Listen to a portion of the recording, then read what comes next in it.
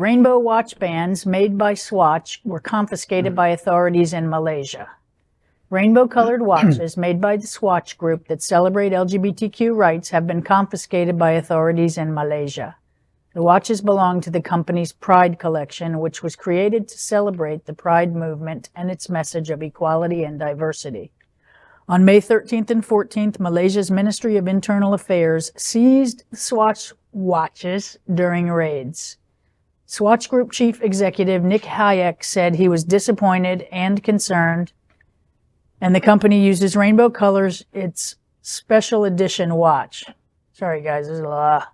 Good. So this special edition watch has a special message of peace and love. The rainbow flag is a symbol of LGBTQ plus movement, which supports the rights of lesbian, gay, bisexual, transgender, queer, and intersex people. A Swiss newspaper reported the company said it would take legal action to recover the goods from the Malaysian authorities. Swatch's marketing manager in Malaysia, Sarah Koch, said stock of the rainbow watches would be replenished and displayed on shelf. The Swiss watchmaker has said Malaysian authorities seized 164 rainbow-colored watches worth a total of US $14,000. The seizure was based on the Printing Presses Publication Act of 1984, which critics condemn as draconian. The law is often used to ensure content does not offend or undermine race relations. So here we have a law that's being used for not the purpose that it was enacted, typical in any country. That's a good point. I love the use of the watch, though, right? As a tool to move society forward in Malaysia. And so it's not a huge amount of watches, right? But it's made the news. Now it's a lawsuit, and the woman, the Malaysian regional whatever, she said, no, they will be back on the shelves and they will be displayed. And using tools like this to help move society forward can be really nice, effective ways of making the table bigger and more inclusive without it becoming like international conflicts. There were two questions that came up in my mind. Number one, did they see our alleged Governor Kinky Boots pulling his stuff here and say, oh, we can get away with that here? Because I know Malaysia tends to be very locked down, very locked down. But I think an even bigger question for companies, you know, because they're starting to cross, you know, these fascists and autocrats, you know, are you willing to, you know, are your tax cuts worth having your merchandise stolen? Or, you know, is it worth, let's not even go into Target, in more ways than one, you know, is this worth your tax cuts? And now they're starting to steal your merchandise. Well, next thing you know, Malaysia's going to try to confiscate rainbows from the sky.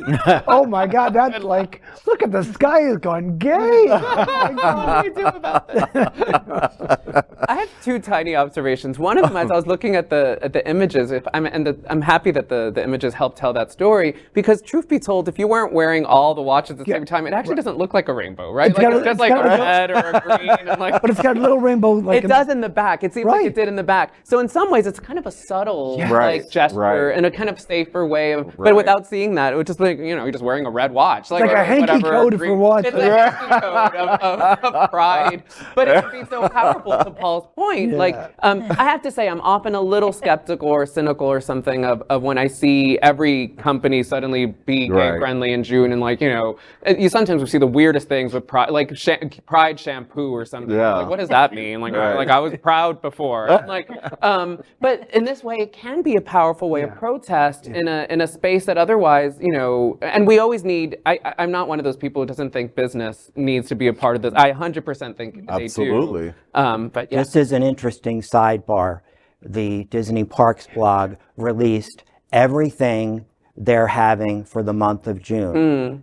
Some of it isn't as rainbow themed as I would like, but I will also tell you what shocked me. They've done a lot of transgender themed items this year that, I mean, and if I could have the tiki float because it's basically transgender colored soft serve over pineapple juice. Oh, Unfortunately, I'm dairy allergic. I won't be able to do it, but still, I mean, they've come a long way since the rainbow colored Mickey ice cream, Mickey Rice Krispie treats that I used to enjoy getting. So long as their marketing also lives up to the politics, right? Like that, it's like you can't just put a pride flag on it and then be like, but we won't actually treat gay employees with respect. Right. Thanks for your money. Thanks for your money. We'll treat, we don't believe in your product, so on. Exactly. Yeah. That's an issue right now, right? The Fabiola Sunset, she called out the tourism board in Florida and said, what are you guys doing and not doing? Right. This is not okay. Right. That's not what okay. liberation looks like. Exactly. Not what Stonewall had in mind.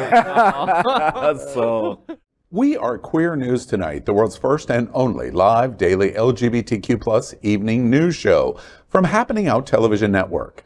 In the model of PBS and NPR, we educate, inform, and entertain by supporting the 10 pillars of the LGBTQ+ community, with more than 100,000 a week watching on Roku, Apple Television, and other channels. To keep the stories going, we accept donations with 100% transparency. Stay updated and live authentically with Queer News Tonight.